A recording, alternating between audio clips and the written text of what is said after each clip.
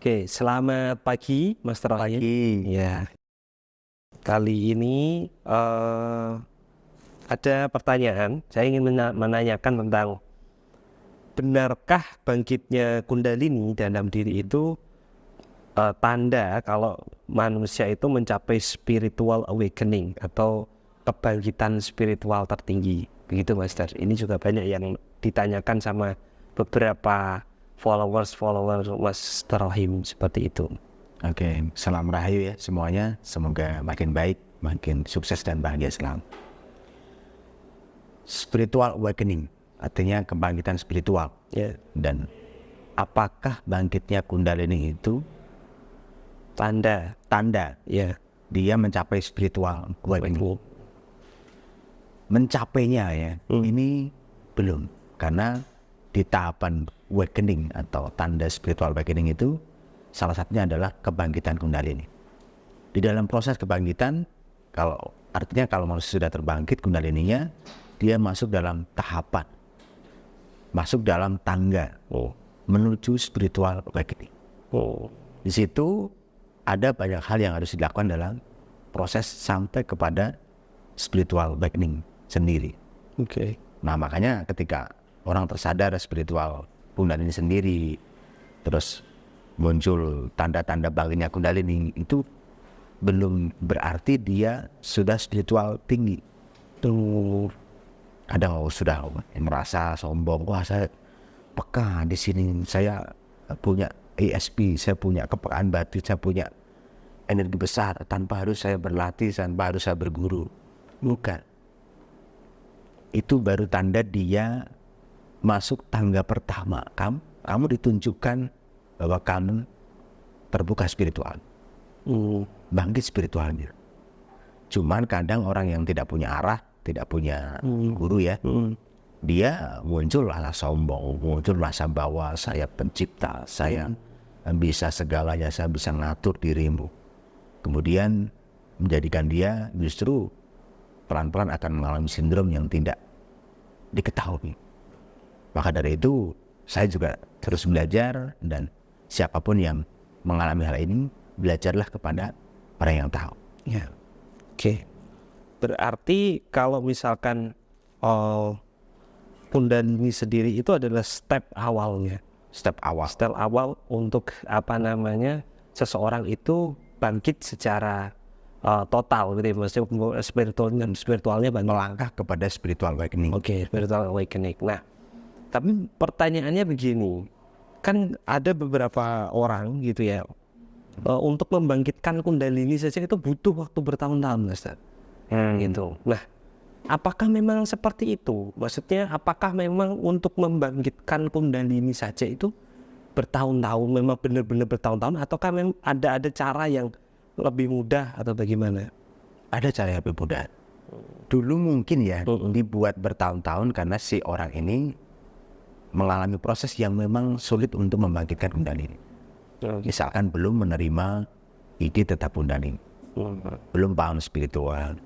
Dia tahu, oh saya kok dengar tentang ilmu Kundalini ya.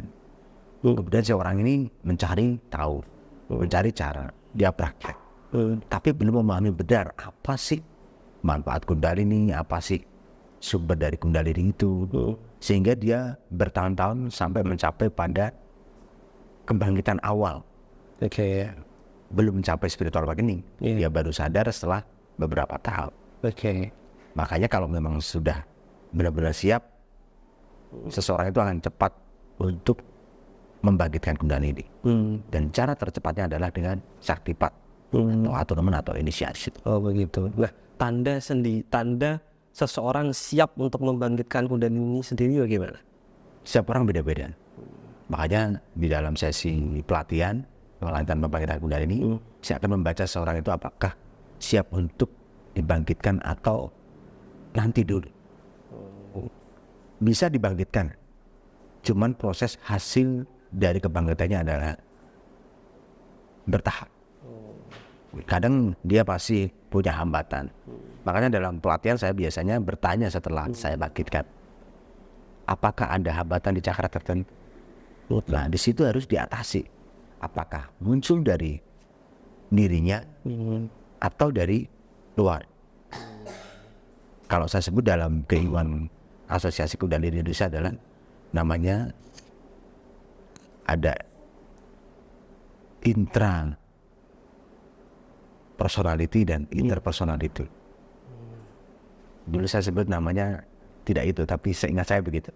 Jadi intra itu dalam, apakah di dalam diri itu ada yang menghambat untuk menuju kepada spiritual awakening, atau apakah ada dari luar, baik berupa manusia atau benda atau hewan atau apapun yang menjadi hambatan untuk menuju kepada spiritual awakening. Di situ harus diselesaikan dulu. Kalau tidak diselesaikan, ini akan menghambat spiritual awakening itu. Biasanya penyebabnya itu misalnya yang dari dalam itu seperti apa? Terus kalau dari luar itu contohnya apa gitu? Dari dalam sangat berhubungan dengan keyakinan. Anda meyakini tidak kalau Anda punya kebiasaan spiritual. Ini umum ya.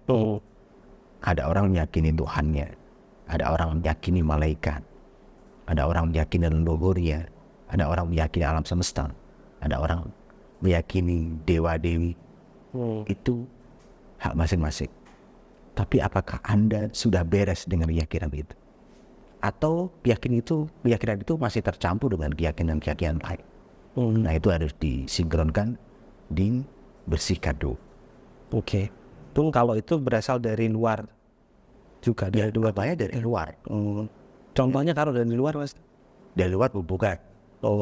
Ya, ketika kita memahami cakra yang teraliri energi kundalini, di situ akan ada fungsi cakra yang memberitahu diri kita.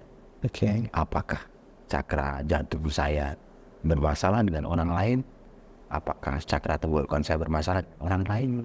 Atau benda?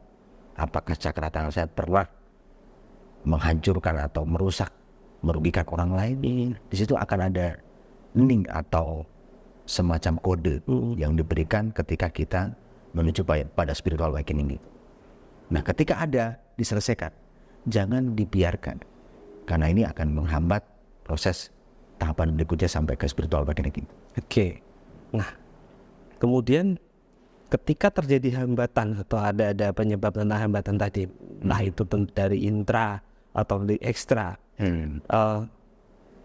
apakah seseorang itu bisa menyelesaikannya sendiri atau butuh orang lain untuk menyelesaikan itu?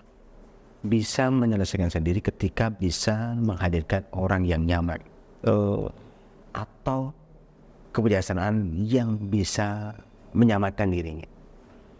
Makanya kalau memang jauh dari saya ya, dan saya tidak bisa membantu secara telepon atau video call, telepon masih bisa. Yang juga sudah ada teknologi ya, ada keterhubungan melalui media atau melalui telekomunikasi. Hadirkan orang yang Anda anggap bijaksana di situ dan menanyakan, kenapa Anda tidak bisa mencapai spiritual tertinggi Anda? Orang membayangkan si gurunya mengatakan begitu, dia akan menjawab.